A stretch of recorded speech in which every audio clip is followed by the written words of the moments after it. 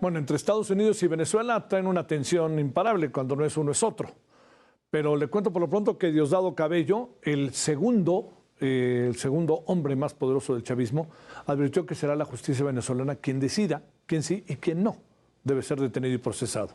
Esto en respuesta al senador estadounidense Rick Scott, que amagó con fuertes consecuencias por cualquier daño a los opositores Edmundo González Urrutia y María Corina Machado. Ya pasó un mes de las elecciones, un mes, un día en Venezuela.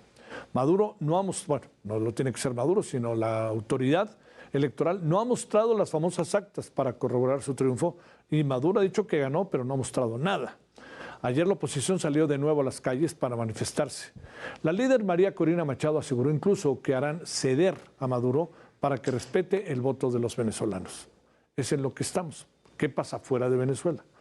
La comunidad internacional sigue sin reconocer el triunfo de Maduro. Ahora fueron los ministros de Exteriores de los países de la Unión Europea quienes se sumaron al bloque que no acepta como legítima la victoria del chavismo. Fue una reunión en la que participó vía remota el opositor Edmundo González para exponer la situación en Venezuela. Sin embargo, tampoco hubo consenso para reconocer el triunfo de la oposición ni para imponer nuevas sanciones a políticos venezolanos. Estamos en un ni para atrás ni para adelante. Con enorme gusto saludamos a Vladimir Villegas. Tenemos tiempo de no poder hablar con él. Él es periodista, ancla del Circuito Unión Radio, embajador de México, de Venezuela en México y Brasil y ex vicecanciller. Vladimir, con enorme gusto te saludo, viendo que estás bien, nos da mucho gusto y te saludamos con enorme cariño desde México. ¿Cómo estás?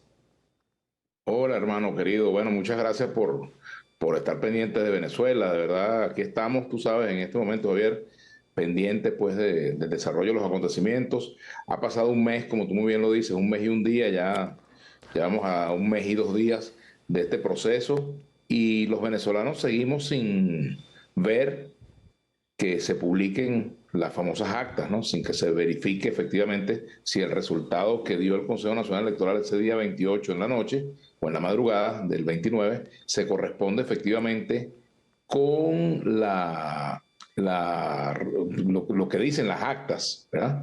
Y bueno, de ese mes hasta el día de hoy han pasado muchas cosas, como tú muy bien lo has narrado, has hecho un excelente resumen de lo que está pasando, y esto se ha traducido además en una gran represión, muchos detenidos, desde jóvenes, de adolescentes hasta mujeres, pasando por activistas sociales y políticos, dirigentes políticos, y estamos pendientes de qué va a ocurrir en el caso del propio candidato Edmundo González Urrutia, porque la Fiscalía General de la República lo ha citado y él, bueno, ha dicho que no va a concurrir a esa citación y ya esta última citación implicaría una especie de mandato de conducción, es decir, que si él no se presenta, pues lo irían a buscar donde se encuentre para llevarlo a declarar y posiblemente ser imputado. Entonces, estamos en una situación política bastante complicada para los venezolanos porque nos hallamos ante un callejón sin salida. No hay cómo darle curso pues, a una solicitud, digamos, lógica, sensata, natural, de quienes tienen dudas razonables sobre las cifras que ha dado el Consejo Nacional Electoral y sobre todo el hecho de que el Tribunal Supremo de Justicia ha asumido competencias que le corresponden al Consejo Nacional Electoral. Aquí, por ejemplo, se ha dicho que ahora piensan sustituir al rector Juan Carlos del Pino, que se fue del país y ha hecho un conjunto de denuncias. Pues entonces uno podría decir que tendrían que ser destituidos todos los rectores del CNE porque han renunciado a su competencia para dejar que sea el Tribunal Supremo de Justicia quien haga las veces de Consejo Nacional Electoral, la sala electoral del Tribunal Supremo de Justicia, cuando todos sabemos pues que la sala electoral es para dirimir contenciosos luego de una decisión del Consejo Nacional Electoral. Entonces, aquí estamos en medio de una situación de mucha gravedad para la estabilidad política del país y, bueno, en medio de grandes presiones también de parte de factores de la comunidad internacional, incluso gobiernos aliados pues, o similares o afines al gobierno de Nicolás Maduro que han planteado que, bueno, que se conozcan las actas para que exista una correspondencia entre el resultado que se anunció y esas actas. Lo ha dicho el presidente López Obrador de México, lo ha dicho el presidente Lula da Silva de Brasil, lo ha dicho el presidente Gustavo Petro de Colombia.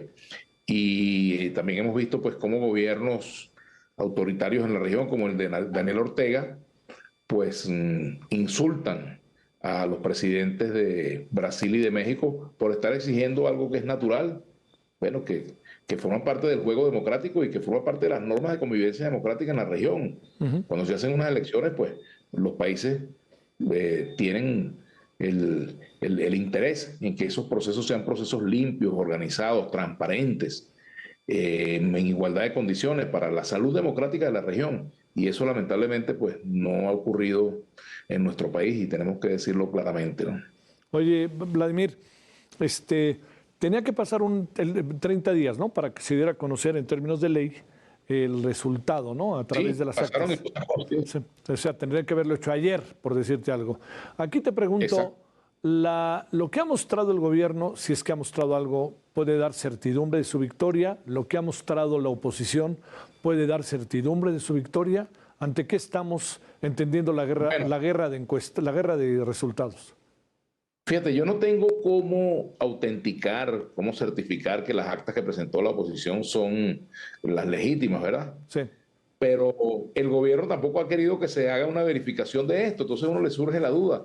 Y sobre todo cuando se hace esto, así como decimos en Venezuela, entre gallos y medianoche, que el tribunal tampoco quiere mostrar las actas. Entonces, bueno, ¿cuál es el misterio? ¿Por qué no se muestran esas actas? ¿Por qué no se hace una verificación de esos resultados? ¿Por qué no se contrasta la cifra que se anunció con lo que dice cada una de las mesas? Pero yo puedo decir lo siguiente. En Venezuela sabemos lo que pasó, claramente. En Venezuela sabemos lo que pasó y quizás es por eso pues que hay tanto misterio, porque si no hubiese tal misterio, pues, y si no hubiese algo que ocultar, pues ya se hubiese mostrado tal y como se hizo en el año 2013, que lo hizo el propio presidente de la Asamblea Nacional, Jorge Rodríguez. ¿Por qué es pecado o delito hoy mostrar las actas y no lo fue en el año 2013 cuando el PSUV ganó la elección? Sí. Entonces son unas cosas que son absolutamente razonables para la población venezolana y también para los observadores de otros países. Fíjate, por ejemplo, el Centro Carter hizo la misma observación. Lo han hecho países como ya los que ya hemos mencionado. Muchos países que forman parte de la Organización de Estados Americanos o la propia OEA ha sacado un comunicado. Si bien Venezuela no pertenece a la OEA, pues es muy significativo pues que se haya generado una solicitud prácticamente que unánime, quitándole prácticamente una solicitud unánime de que efectivamente como podríamos decir, se transparenten los resultados de las elecciones en Venezuela.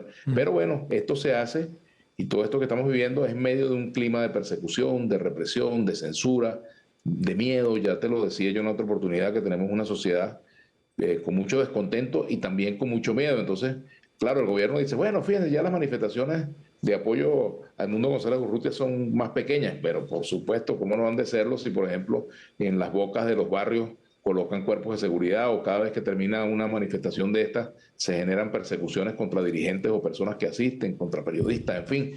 Entonces, hay una situación de violación a los derechos humanos en nuestro país que es inocultable, hay una falta de respeto al debido proceso, hay una falta de equilibrio en la justicia y eso, por supuesto, está a la vista de todos y por eso nos preocupa pues el destino de nuestro país. Sí, sí, sí. Y que si tenemos miedo, bueno, en Venezuela, como les he dicho, es una sociedad, vivimos en una sociedad donde el miedo se ha instalado, pero también hay que decir que el miedo no va a acabar con la duda ni con el descontento. Podrá amainar la protesta, podrá reducir el tamaño de las manifestaciones, ¿verdad? La represión, pero evidentemente hay un descontento y hay una necesidad democrática del pueblo venezolano de que se aclare esta situación y que vayamos a un proceso normal en la vida política, pues que el que se demuestra que alguien ganó, pues que se demuestre y que no quede en duda. Y el que perdió, pues que también quede demostrado que perdió y punto. Y eso es parte del juego democrático. Vladimir, para cerrar, dentro de las veces que hemos podido conversar contigo, particularmente los periodistas, sé que no la han pasado muy bien, que digamos, una reflexión sobre eso y una reflexión más sobre las posibilidades, Vladimir, de que pudiera romperse la homogeneidad en el grupo del presidente Maduro. Estos dos temas, ¿cómo los ves? Bueno, vamos a empezar por la última parte. Vimos, como lo comentamos en la otra oportunidad, hay un artículo de Arias Cárdenas, 2 artículos sobre esto, donde prácticamente pide lo mismo que uno está pidiendo, que se generen resultados transparentes, ¿verdad?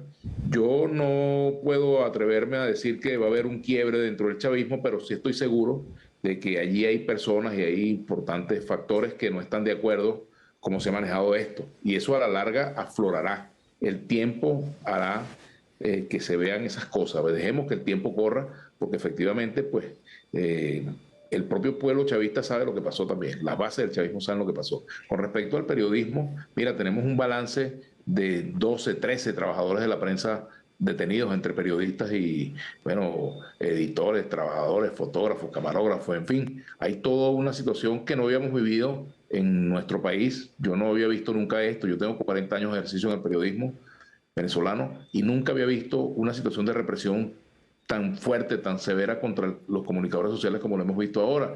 Esto se había visto en tiempos de la dictadura de Pérez Jiménez, por ejemplo, pero en tiempos de la democracia, pues nunca vimos algo como esto. Habían episodios con 1, 2, 3 periodistas, pero en este caso se trata pues de 12 periodistas, 13 periodistas, pues porque ya una fue liberada, pero evidentemente es un momento muy duro para el ejercicio del periodismo. Los periodistas tenemos que estar midiendo cada palabra que decimos, corrigiendo cada texto que vamos a escribir, contando hasta 10, haciendo una pausa entre el cerebro y los dedos a la hora de escribir algo, porque efectivamente la larga mano y oscura mano de la censura nos está tocando.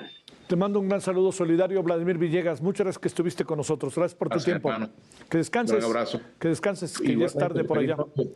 Feliz noche. Un abrazo, Javier. Saludos. Sí, ya es tarde allá en Venezuela. Gracias.